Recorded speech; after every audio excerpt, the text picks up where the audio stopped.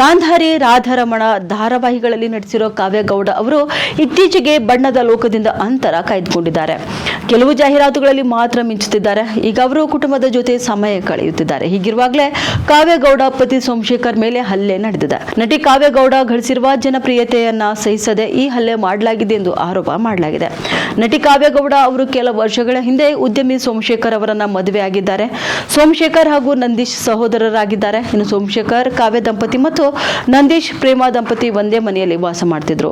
ಇತ್ತೀಚೆಗೆ ಕಾವ್ಯ ಮತ್ತು ಪ್ರೇಮ ಮಧ್ಯೆ ಮನಸ್ತಾಪ ಆಗ್ತಲೇ ಇತ್ತು. ಇನ್ನು ನಂತರ ಕಾವ್ಯ ಮತ್ತು ಪ್ರೇಮ ಸಂಬಂಧಿಕರು ಮನೆಗೆ ಬಂದಿದ್ರು. ಈ ವೇಳೆ ಮನೆಯಲ್ಲಿ ಗಲಾಟೆ ನಡೆದಿದೆ ಎಂದು ಕಂಡುಬಂದಿದೆ. ಆಗ ಸಂಬಂಧಿ ರವಿಕುಮಾರ್ ಸೋಮಶೇಖರ್ ಮೇಲೆ ಹಲ್ಲೆ ಮಾಡಿದ್ದಾರೆ. ಮನೆಗೆ ನುಗ್ಗಿ ಅವಾಚ್ಯ ಶಬ್ದಗಳಿಂದ ನಿಂದಿಸಿ ಹಲ್ಲೆ ಕೂಡ ಮಾಡಿದ್ದಾನೆ ಎಂದು ಆರೋಪಿಸಲಾಗಿದೆ. ಕಾವ್ಯಗೌಡಗೆ ರೇಪ್ ಮಾಡೋದಾಗಿ ಕೂಡ ಬೆದರಿಕೆ ಹಾಕಿದ್ದಾನೆ.